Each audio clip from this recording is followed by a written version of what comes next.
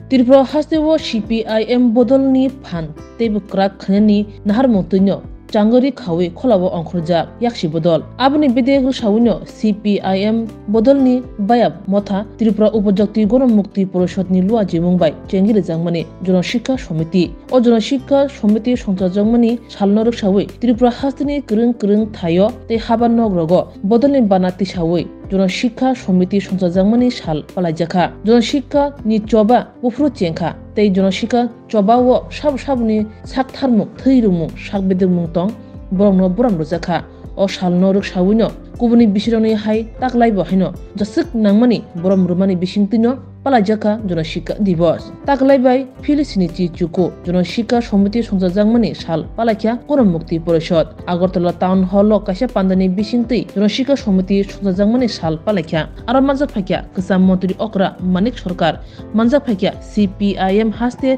तांफां एबा MLA जितेंद्र चौधरी मानजा फाइखा गुबुन CPIM नि नांनाय सुंनाय आदंर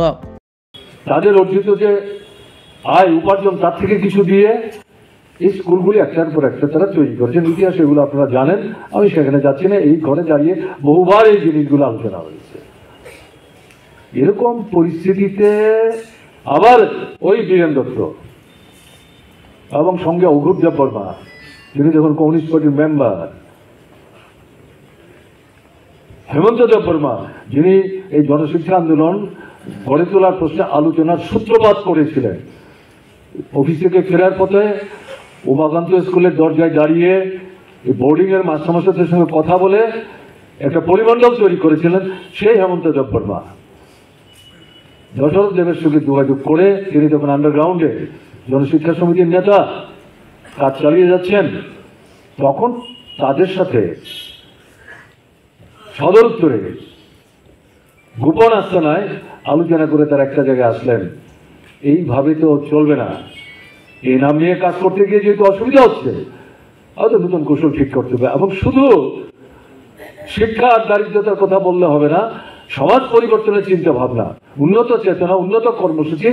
সেটা নিয়ে আমাদের অগ্রসর হতে হবে ঐক্যবদ্ধ হলে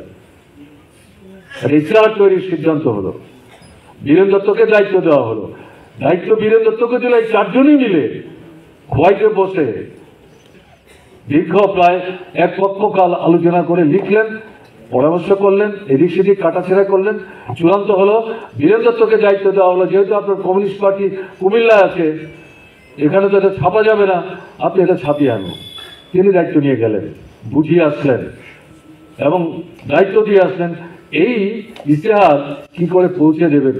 এটা দিয়ে তিনি ফিরে এসে এই যে পঞ্চবটি এলাকা সেখানে কোন একটা জায়গায় তিনি আত্মগোপনে পুলিশ জানলো তাকে ধরলো তিনি আর এসে দশরথ দেবদের সাথে কথা বলতে পারলেন না তারা অসহায় বোধ করলেন প্রাথমিক পর্যায়ে কিন্তু মাথা নোয়ালেন না অল্প সময়ের মধ্যে এই যে তিনজন চারজন তারা ছিলেন তারা মিলে এই গণমুক্তি পরিষদকে এগিয়ে নেওয়ার চেষ্টা করলেন এখন এই যে গণমুক্তি পরিষদ যে স্বাধীন হলো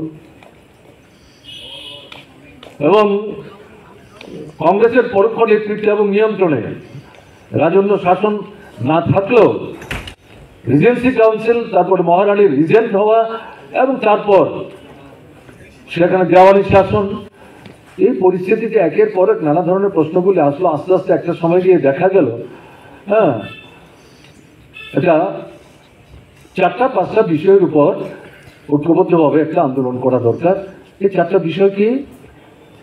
রাজা আমলেই উপজাতি জনগণের স্বার্থের কথা ভাবনায় রেখে এটা রিজার্ভ এলাকা চিহ্নিত করার কথা বলা হয়েছিল যে 11 জন ব্যক্তিত্ব যাদের হাত ধরে ইতিহাসের একটা অন্যতম একটা সন্ধিক্ষণে এই রাজ্যে শুধু জনশিক্ষা আন্দোলনের পতন হয়েছিল এটা বললে ভুল হবে বলা যেতে পারে ত্রিপুরাজ্যের নবজাগরণের ইতিহাস রচনা করে গিয়েছিলেন কমরেড দশরথ দেব সুরেন্দ্র দেববর্মা হেমন্ত দেববর্মা তাদেরকে স্মরণ করছি, শ্রদ্ধা জানাচ্ছি এবং তার পরবর্তীকালে আরো ৭৭ বছর এই গণমুক্তি পরিষদের পতাকাকে উড্ডীন রাখতে গিয়ে এবং সে চেতনা থেকে ত্রিপুরাজ্যে যে গণতান্ত্রিক আন্দোলন, বামপন্থী আন্দোলন গড়ে উঠেছে, সে আন্দোলনকে সমৃদ্ধ করতে গিয়ে অসংখ্য মানুষ, ট্রাইবেল, নন ট্রাইবেল, হিন্দু, মুসলমান, তারা কায়েমি স্বার্থের হাতে, সন্ত্রাসবাদের হাতে, বাদীদের হাতে, সাম্প্রদায়িক শক্তির হাতে তার আত্মবলিদান দিয়েছেন। আমি তাদেরও স্মরণ করছি। বন্ধুরা, আমরা আমাদের রাজ্যের কথাই বলছি, এরকম আরো অসংখ্য দিবস আমরা উদযাপন করি, কিন্তু অন্য কোনো দিবসকে কেউ ঐতিহাসিক বলে আখ্যা দেয় না। সে মর্যাদা কি সামাজিক, কি রাজনৈতিক বা অন্য কোনো সংগঠন এটা কেউ পায় না, কেউ দাবি করার মতো সে জায়গাতে যায়। একমাত্র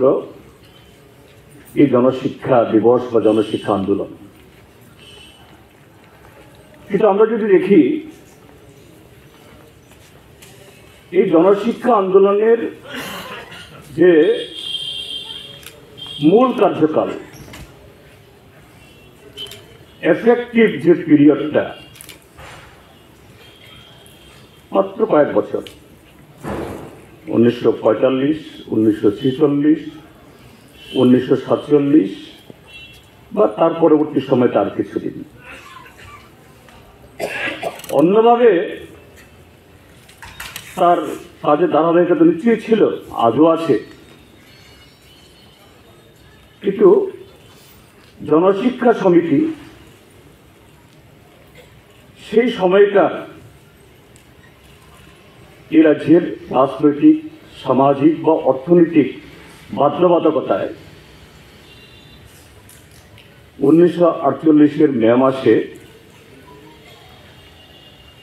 মুক্তি পরিষদ বা আজকের গণমুক্তি পরিষদ তার জন্ম দিতে বাধ্য হয় বা গণমুক্তি পরিষদের আন্দোলনের সবটা সম্পৃক্ত হয়।